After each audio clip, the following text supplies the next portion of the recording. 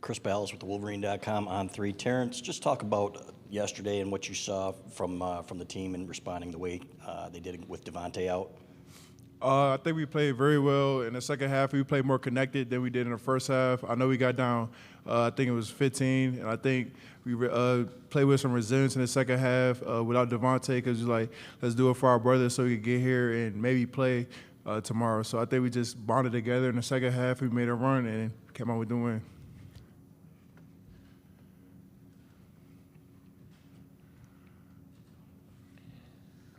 Alejandro Zuniga, 24/7 Sports. For both of you, can you describe the emotion of getting Devontae back in practice today? Well, it was great. Obviously, to see a familiar face, somebody who we've been in the trenches with all season. Just to see that he was healthy again because we know he was in the concussion protocol, and it's not easy for a lot of guys, me speaking inexperienced. So it was just great to see him back. It felt like we were a full team again, and just made us ready for tomorrow even more.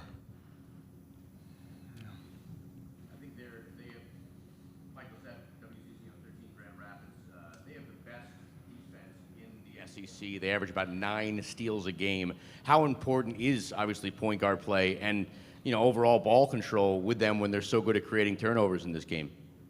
Yeah, like you just said, they definitely create a lot of turnovers, but we just can't give them extra possessions, and we just can't always come out offensive situation without getting a shot up. We're gonna make mistakes, turnovers are gonna happen, but when mistakes add up and on, that's when the problems occur. And so we can't have that. And add another ball handler with DJ would definitely help that. Yeah, Devontae and most of our guards, like the stability on offense comes from the guards. So just to have them back, we know we're going to be a sound team defensively, sound team offensively, and it just adds to what I feel like our momentum going into this game is. So it's good for that, yeah. With that said, as a follow-up, how crucial it is to get that point guard back with veteran experience as opposed to as good of a job he did yesterday. Frankie even just throwing it on a freshman like that with that defense. I just think it adds more to our arsenal. Obviously, Frankie had a great game yesterday. He really stepped up for his big, and I know that's going to carry over into not just tomorrow, but for hopefully the rest of this run and until next season. So I just think now having more options as a team is just going to make us more dangerous in this month.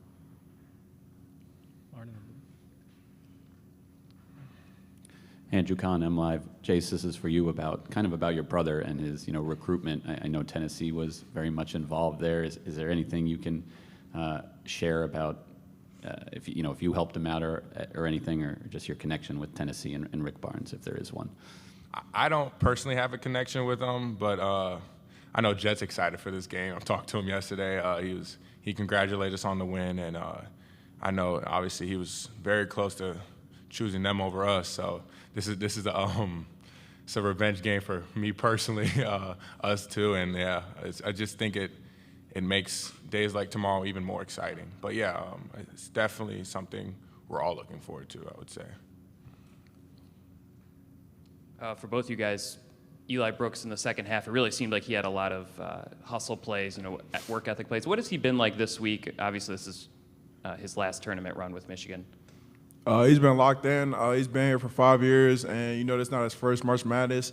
He knows what it takes to get farther and farther. I know he's been in the championship game. He's been in Final Four, so he knows what it takes, and we're going to follow his lead. Yeah, he's definitely the head of our snake, I would say. He's like, I know the coaches said this, he's like an extended coach on the floor. So him being somebody that's been through this and he's been where we want to go as a team, it just makes it easiest for us to lean on him because he's like a blueprint. We use him in practice, we use him in the games, and he's always somebody that you could talk to when you have a question or just want to better your basketball mind. So it's great to have him, and it's going to be fun for sure.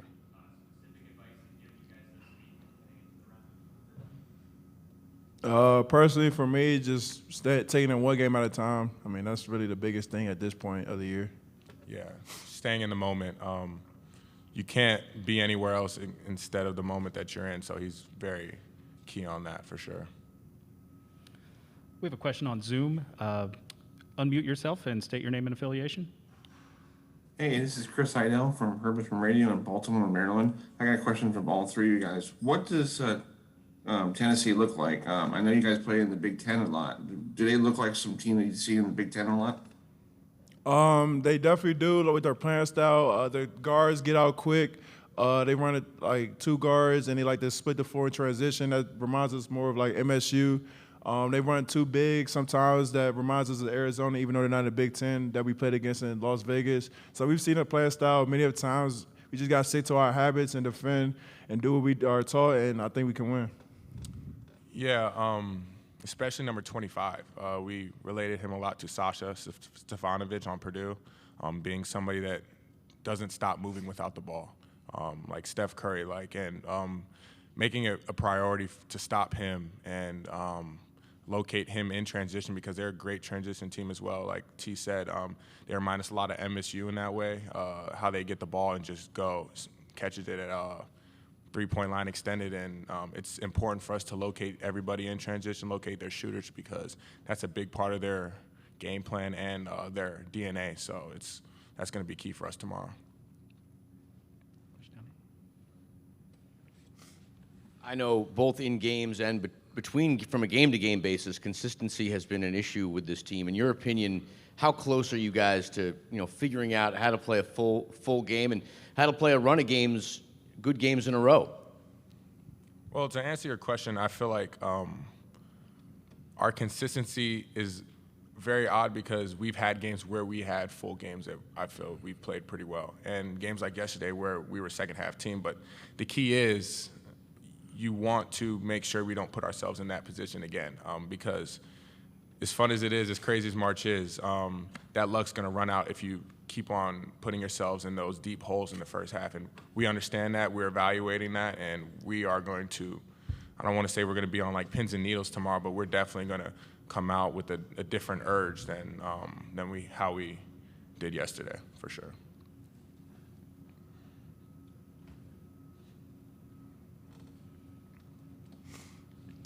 Terrence, Phil Martelli likened Hunter Dickinson to a WWE villain on the court. What's he like off the court? You've spent a lot of time with him. You grew up with him. Is he similar personality? Off the court, he's very cool and he's funny. Like, he is on the court, he does a lot of funny stuff. But I know when he's on the court, he's locked in and he just has fun with the game. What comes with that is a lot of trash talking. That's what he does. And he's always been doing that since he was little, since I've been playing with him. So he hasn't changed one bit. But like you said, off the court, he's cool, he's funny. So, I mean, yeah, it just translates on the court, to be honest. We have a question on Zoom. Please unmute and state your name and affiliation. Yeah, Gary Graves from the Associated Press. How much did yesterday really kind of get some of that, I don't want to say relief, for you in getting past that first game, but, how did it feel to kind of rally in a game like that and kind of get focused back to what you all do best? For either one of you.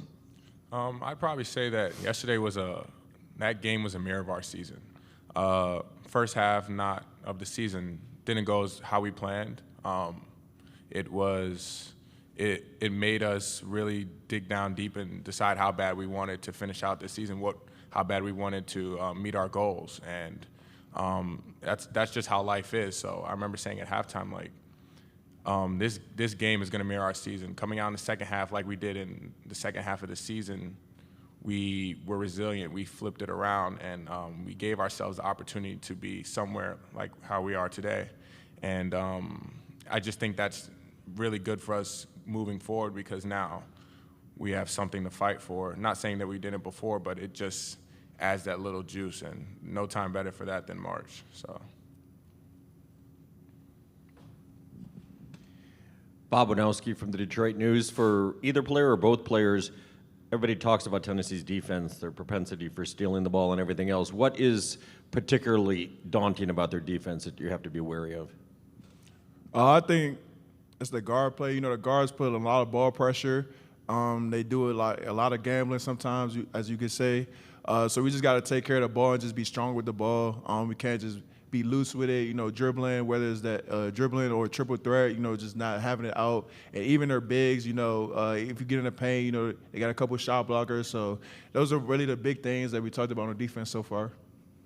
Yeah, just being offensively sound. Don't let them speed us up. We are at our best when we play our game, and when teams get us out of that, obviously, bad things happen. So it's just being ourselves.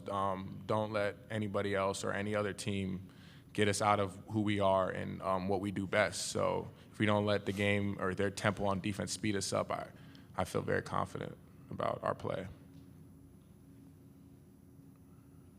Andrew Kahn, M Live. I know the regular season didn't exactly go as you guys wanted it to, but now that you're here, do you feel the season, the success of it hinges on keeping going and making a deep run in this tournament, or is that not how you guys view things inside the program? I mean, we had 3 goals in the season. 2 of them we didn't accomplish, but since we are in March Madness, we have another goal to catch. So I feel like if we do get this goal, I mean, that's one of the goals, and it's a big one too. So I feel like we are playing for a season. We're playing as hard as we can. Not saying we wasn't throughout the year, but now we're extra locked in, especially with March Madness. So we would take it one game at a time. Yeah, it's the beauty of March. You could always make your season memorable in March when how well you do, and I feel like that's a great opportunity for us because we feel like we deserve it. We feel like we are good enough to do big things this month. So I just think it's just a great opportunity for us, and regardless of what happened in the past, I feel like we as a team are using that now as pretty much fuel and taking what we learned in those bad situations and applying it now. There's no better time to do that. So, yeah. Any other questions? Oh, right there. Jack Kingsley, Michigan Daily. You guys have alternated wins and losses for over a month now, but at this point in the season, your next loss is your last. So I guess what makes you guys confident that tomorrow is the day where you buck that trend? We got no other choice. So I remember there was some jokes about. I remember Hunter this morning was saying we should play the managers, and so we can get the run, get the loss out the way. But that's Hunter for you. But yeah, I think every second is vital, and it could be your last game. So we have no choice to do that. We have to win, and we owe it to ourselves, and we owe it to our fans. We owe it to the people that are behind the scenes, like our managers, the director, basketball ops, from top to bottom. And there's no better way to do it than now. So, yeah. Okay. Good luck tomorrow, gentlemen. Thank you. Yeah, hey, Coach. Gentry Estes, Tennessean. I noticed Jalen being at the game yesterday as you were leaving the court. Y'all shared an embrace for a while. I'm just curious what you can tell us about what was said and just how much that meant to you in the moment. You really don't know me, right? The guys that are from Ann Arbor, the media, they know I don't really share anything personal. I feel that I always keep that in-house. But it was just great to see Jalen. He surprised me. I didn't know he was going to be here. But it's nothing like having family in the building supporting you.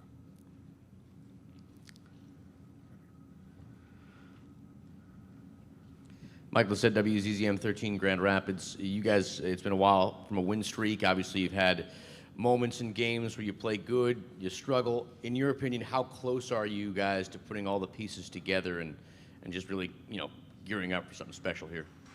Well, we understand we're going to be playing a really good team tomorrow. This team is, they have size, and they have shooting, they have great coaching, experienced coaching. Our key is just try to be ready from start to finish, play competitive game because that's what type of game we're expecting to play Michigan basketball.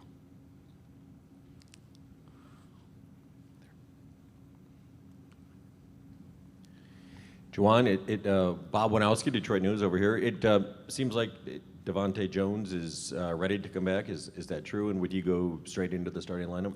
Well, Devontae was present today for our morning practice, and he got out there and got a little lather, and it's a game time decision. So I will be on my knees praying tonight. Hopefully he'll be ready to go for tomorrow because we're going to need all hands on deck.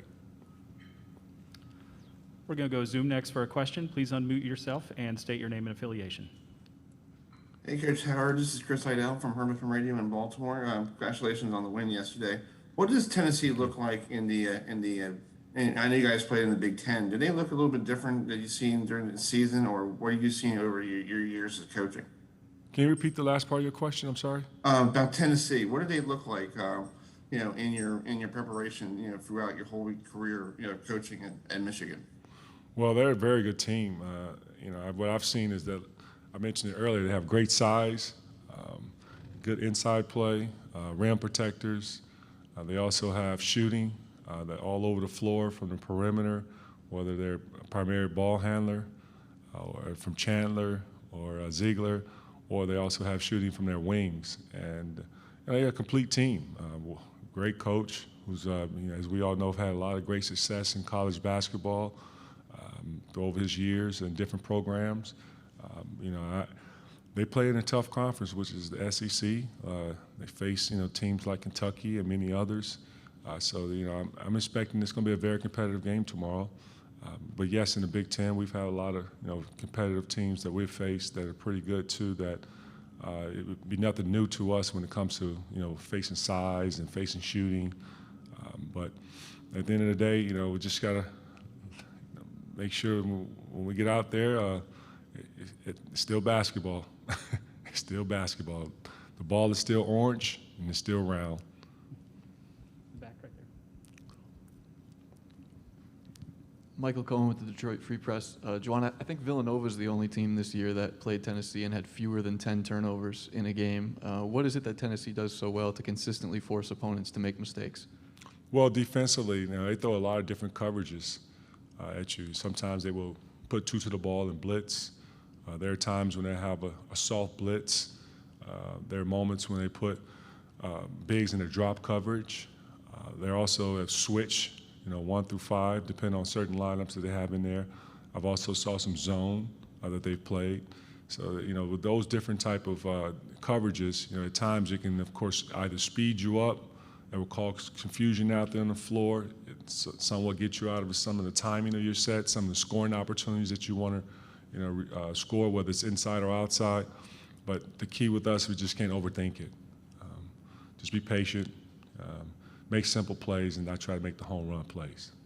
Up front, right here. Grant Raymond, 247 Sports. Tennessee recruited Jet pretty hard. Jay said a few minutes ago that he thought Jet came pretty close to picking them. What's it like as a parent going through that process in your position as a coach with other big-time programs coming after your school kids? Yeah, my wife and it was more like the lead in the recruiting process, and she's also was there to help during the official visit. And I remember I couldn't go because we had an official visit lined up as well and a very important one that came out to visit Michigan. And I was a little disappointed because I wanted to hear the recruiting process, even though I had some opportunities to speak with their staff and the assistant coach and head coach. But having your son, who you got to go through a little recruiting war with one of the top programs in the SEC and Michigan being Michigan, and I couldn't come there as arrogant and saying that, hey, this is family got to stick with family. I still wanted my son to be able to choose his school that he felt was best for his college future, because I've already had mine, and it's about him, and I wanted him to enjoy the recruiting experience because he deserved it. He earned that right, and Tennessee being a great program, and I left impressed with them too. But my wife was too damn happy about Tennessee, and Jet was excited about the program and what they had to offer for his development, and he was truly impressed with Coach. So Barnes, I'm speaking of. So with that, it really came close. He was leaning towards Tennessee. And now you look at it, it's like full circle. Here we are now in the NCAA tournament. We're facing each other in the second round. Andrew Kahn, M Live. Kind of a similar question, but just so I don't write it wrong. Like, were you ever concerned that Jet would choose there, or is that not the right word? Because you. No, that is the right word. Okay. I was concerned. I was. So I had to ramp up my recruiting, and You know, not saying we did not give him the same, not saying we did not give Jet the same recruiting experience that we would give other, prospects. But now I can speak of Jet. I won't get an NCAA violation, but that's still my family. That's my son. That's my blood. And with that, I kind of slightly threw that into my recruiting. No, I'm just joking. But yeah, I did get concerned. I really did. I know you said you couldn't go on the official visit, but if you could speak to the interaction you did have with Rick Barnes and kind of what relationship, if any, you've built with him. Yeah, I left impressed with the man, because I watched him from afar, and I've seen his success and how he's turned around programs and things over at Texas, and how they play some fun, exciting basketball, always stay competitive. I watched them very closely, because at times when Texas basketball, when Coach Barnes was there as the head coach, I was playing for the Houston Rockets. And there were 3 years in a row where we had our training camp at UT. So I was familiar with Coach Barnes. And then get a chance to talk to him and get to understand the man and being a family man. Also hear about a program and how he's helped develop, a lot of these guys who've had success in the NBA now, like Kevin Durant and P.J. Tucker and T.J. Ford, excuse me. He's had a lot of success in every program that he's been involved in.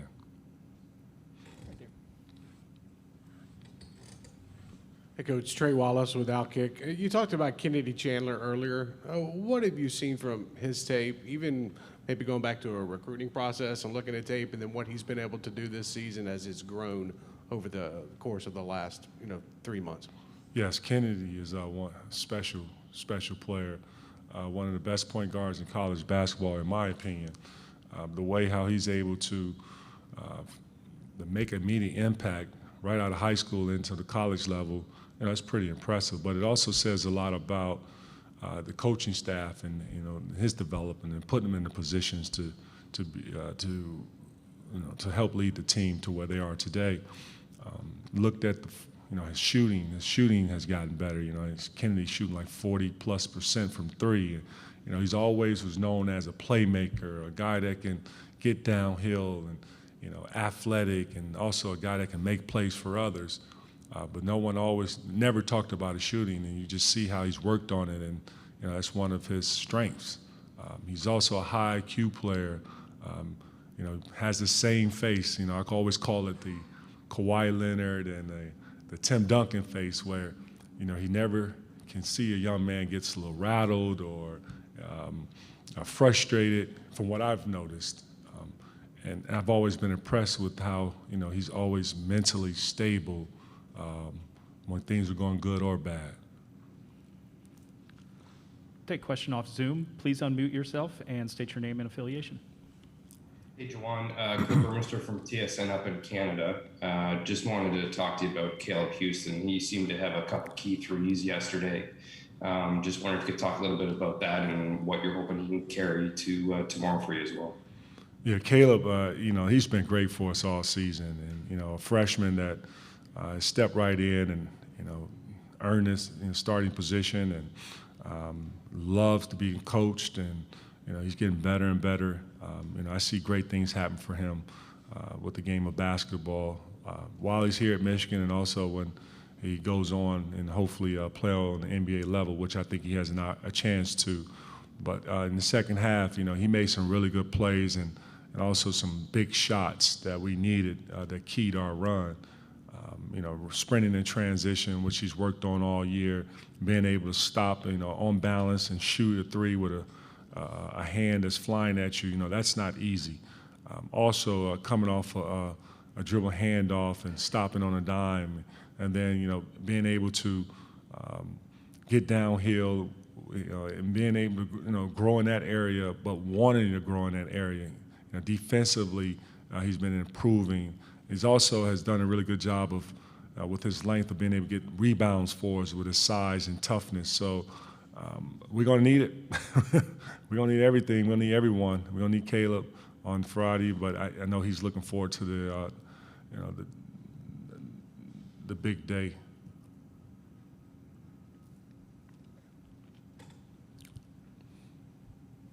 Mike Wilson, Knoxville News Sentinel. When you're looking at Santiago Vescovi on film, what makes him so difficult to guard before he even gets a shot off in terms of the way he moves and gets around the court? Well, you said it. He moves great without the basketball. His feet is always moving. Kind of reminds me of a guy like J.J. Redick. Also, Duncan Robinson. Who other? Klay Thompson, Ray Allen, Reggie Miller.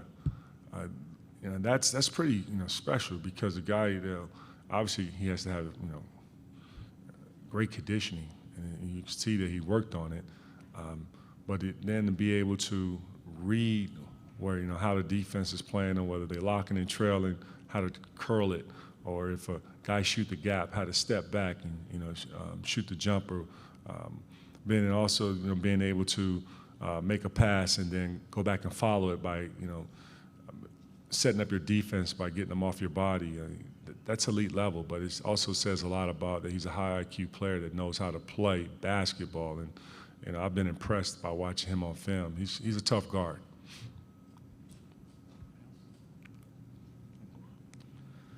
Thank you, Coach. Good luck tomorrow. Thank you. Appreciate it.